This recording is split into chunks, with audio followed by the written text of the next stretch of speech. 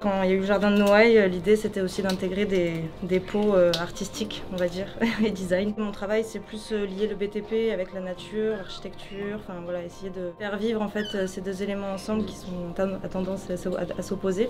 Il y en a un autre qui est installé dehors là, qui est gris, qui est pas peint. Et le bleu c'est vraiment pour faire écho en fait à Noailles, quoi.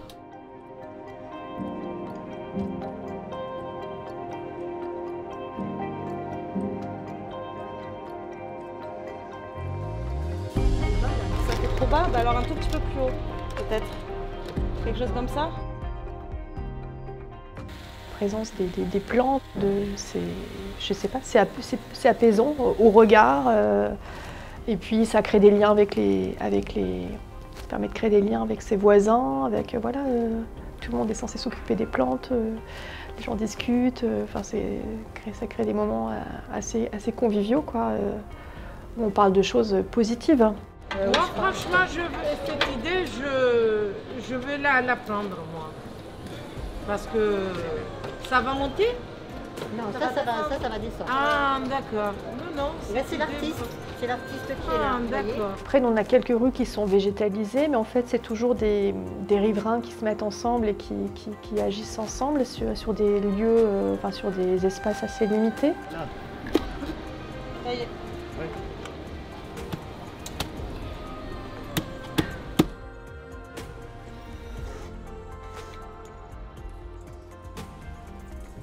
Surtout pour redonner des secondes vies en fait à des objets perdus, inutilisés, qu'on a tendance à jeter. Et finalement tout a du potentiel en fait. Tu vois les tuyaux, finalement les gens passent à côté, ils les voient pas alors qu'en fait ça communique, ça crée des liens. Dans la ville, intégrer de la ville dans la nature, enfin, tout ça c'est un jeu en fait qui communique, comme un ricochet. Et là, il y a une réalité, c'est que là, on est quand même au bout de la rue, c'est le métro. Donc, c'est la bouche de métro de Noailles. Et là, tous les gens qui vont travailler à Saint-Ferréol, à Paradis, et ben, ils passent par là, ils passent par notre rue, quoi. Donc, il y a je trouve un vrai challenge à déjà montrer ce que des artistes sont capables de faire, à sensibiliser les gens, leur donner, voilà, c'est comme un lieu à ciel ouvert. Ça fait un an qu'on l'a, celle-là. On a planté l'année dernière. C'est la deuxième année et... Ça a tenu.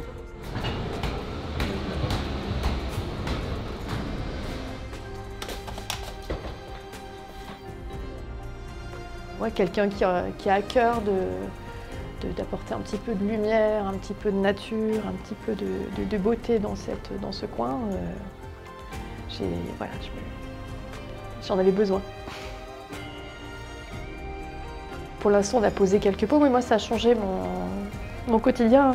C'est pas grand-chose, hein, mais voilà, des gens qui viennent et puis qui posent des plantes et ça fait du bien, quoi. On s'est enfin occupé un peu de nous et de notre environnement qui est encore un peu sinistre, quoi. Depuis presque un an et demi, 2 ans, là, on voit de plus en plus de plantes dans les rues d'Hypercentre et c'est superbe, quoi.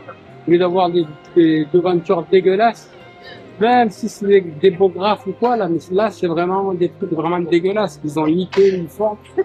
Et mettre des plantes, tout ça, c'est superbe parce que ça égaye l'endroit, ça rend l'endroit beaucoup plus accueillant et tout ce qui s'ensuit, quoi. C'est tellement agréable, moi quand je dois par exemple rentrer, je reviens si je dois passer, j'ai le choix entre la rue Jean Roch et la rue Château-Redon, je passe dans la rue Château-Redon, quoi, parce que c'est beaucoup plus agréable, hein. C'est beaucoup plus agréable, la vue de la végétation, ouais. Et la rue de l'Arc, c'était une rue avant qu'elle soit végétalisée, c'était une rue un peu coupe-gorge, un peu sinistre, et là c'est une rue dans laquelle il n'est pas désagréable de passer. Tout le monde rêve d'un jardin, tout le monde rêve d'un petit espace vert, tout le monde essaie il y a plein de gens qui mettent des pots chez eux, mais si on pouvait en mettre un peu dans la rue, un peu partout, ça serait tellement chouette, quoi.